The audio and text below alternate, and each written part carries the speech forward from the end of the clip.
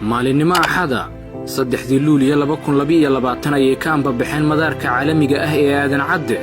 wafdiga madaxweynaha jamhuuriyadda federaalka Soomaaliya mudane Xasan Sheekh Maxamuud oo martiqaad rasmi ah ka helay dhigiisa Turkiga mudane Recep Tayyip Erdogan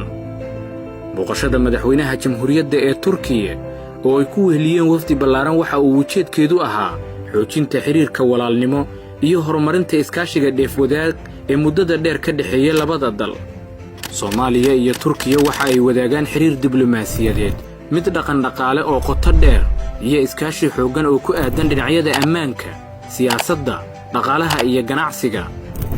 adduun lacageed oo gaaraya $1 bilyan oo dollarka Mareykanka ah ayay dawladda Turkiga ku bixisay arrimaha gargaarka iyo samafalka bini'aadanimo ee Soomaaliya 10 sano ee la soo dhaafay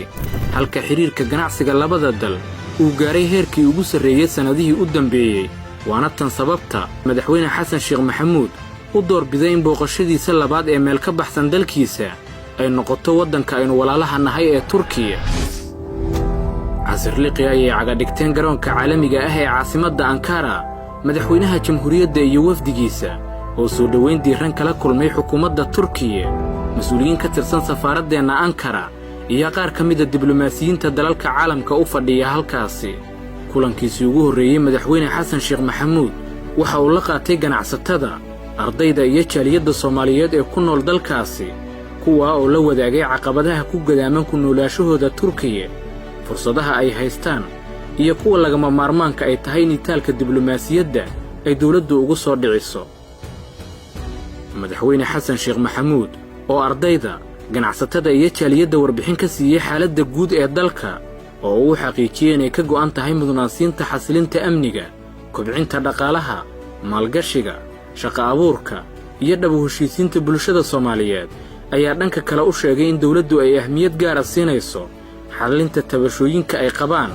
isagoo kula dardaarmay dhowridda xeerarka iyo shuruucda dalka ay ku nool yihiin 5 luulyo 2022 madaxweynaha jamhuuriyadda federaalka Soomaaliya mudane Xasan Sheekh Maxamuud waxa uu booqday xarunta safaaradda jamhuuriyadda Soomaaliya ee dalka Turkiga oo uu kula kulmay madaxda safaaradda diblomaasiyiinteena iyo howlwadeennada ka howlgala halkaasi oo soo bandhigay hanaanka shaqo ee safaaradda iyo adeegyada ay u fidiyaan muwaadiniinta Soomaaliyeed ee ku dhaqan Turkiga madaxweyne Xasan Sheekh Maxamuud ayaa u sheegay mas'uuliyiinta iyo howlwadeennada uu la kulmay in dawladdu qorshe cad ka leedahay horumarinta hanaankeena diblomaasiyadeed ee guunka ah si waafaqsan aragtida madaxweynaha ee Soomaali dunida heshiis la ah waxa uuna faray inaysan hurdaladin inta muwaadin Soomaaliyeed oo dalkan ku nool dareemayo baahi dawladeed oo iyaga ku xiran dood cilmiyeed ku qotantay faa'iidada iskaashiga Soomaaliya iyo Turkiga oo ay soo qaban qaabisay mu'assasada siyaasadda dhaqaalaha iyo cilmi baarista bulshada ee SITA laguna casumay madaxweynaha jamhuuriyadda ayuu ku soo bandhigay faa'iidooyinka mugga leh ee laga dhaxlay iskaashiga Soomaaliya iyo Turkiga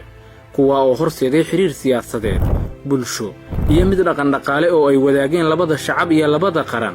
kuwa oo badankood heshiisyada lagu fuliyay qalinka lagu duugay meerto hogaamintiisii madaxweynaha 8aad ee jamhuuriyadda madaxweynaha jamhuuriyadda federaalka Soomaaliya mudane Xasan Sheekh Maxamuud iyo wafdigiisu waxa ay sidoo kale booqdeen iskuulka tababarada kumaandoosta ee ku yaala magaalada Isbaarta ee galbeedka Turkiga halkaasi oo ay tababaro kala duwan ku qaataan cutubyo ka tirsan ciidanka xoogga dalka oo loo diyaarinayo xoreynta iyo difaaca dalka hooyo madaxweynaha oo khudbad dardaaran baraarujin iyo xogsiin isugu jirtay u jeediyay ciidamada ayaa u sheegay in dalkooda iyo dadkooduba sugayaan inay ka dulqaadaan cadowga diidan nabadda iyo dawladnimada Soomaaliya ayna si geesinimo waddan jacayl iyo firfircooni ku dheehan tahay ugu diyaar garoobaan xoreynta dalka hooyo waa idinku faanaynaa markaad soo noqotaan dalka timaadaan dhawaan haddii alla yidhaa xaggana waa ku kulmi doona waa idinla joognaa frontigaan idinla joogaa ilaahay idankiis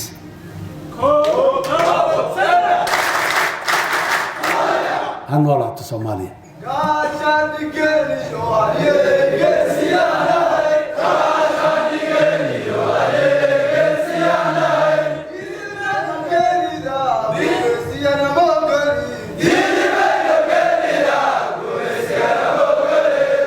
annaga markaan waxaa naga go'an aniga iyo dawladda aan madaxda ka ah dadka Soomaaliyeed shacabka Soomaaliyeed ii doorteen aniga oo adinkana idinku tiirsan shacabka Soomaaliyeed meel kastoo ay joogaan ku tiirsan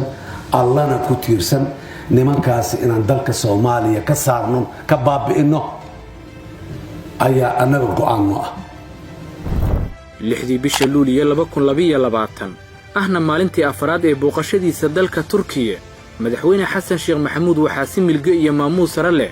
qasriga madaxtooyada Turkiga ugu soo dhaweeyay dhigiisa dalkaasi mudane Recep Tayyip Erdogan soo dhaweyn kadib labada madaxweyne oo yeeshay wada hadallo gaar ah iyo mid ay ka qayb galeen xubnaha labada dhinac ayaa isla soo qaaday ajendayaal ay ka mid yihiin horumarinta heshiisyada dheefwadaag ee labada dal lana xiriira dhinacyada ganacsiga waxbarashada horumarinta dhaqaalaha iyo iskaashiga amniga Muqdisho iyo Ankara ayaa maalintaas qalinka ku wada duugay heshiis taageero deeq gaar ah kaasi oo ku saabsan maalgelinta iyo isbeddelka cimilada waxaana sidoo kale heshiiskaasi dhigayaa in magaalada Ankara laga dhiso guri ballaaran oo ka jawaabaya baahida safaaraddeena Ankara sida aan la wadaagay walaalkay madaxweyne Erdogan dawladda Soomaaliya iyo dadkeeda waxay u arkaan dalka Turkiga inuu iyo dadkiisuba saaxiibo dhab ah iyo walaalo garab taagan dalkeena Soomaaliya dadaalka aan ugu jirno kamira dhalinta xasiloonida iyo horumarka shacabka Soomaaliyeed walaalaheen Turkiga waxaan abaal weyn uga haynaa taageeradooda agar la'aaneed ee ay ku tayeynayaan laamaha amniga kabka miisaaniyadeena taas oo kaalin weyn ka qaadata barnaamijka dib u habeynta dhaqaalaha xoojinta xirfadaha dadkeena maalgelinta adeegyada bulshada ee asaasiga ah oo ay ugu horeyso waxbarashada iyo caafimaadka 7 bisha Luulyo 2022 ayuu madaxweyne Xasan Sheekh Maxamuud dib ugu soo laabtay dalka isaga oo ka soo degay garoonka aadan cadde ee caasimadda Muqdisho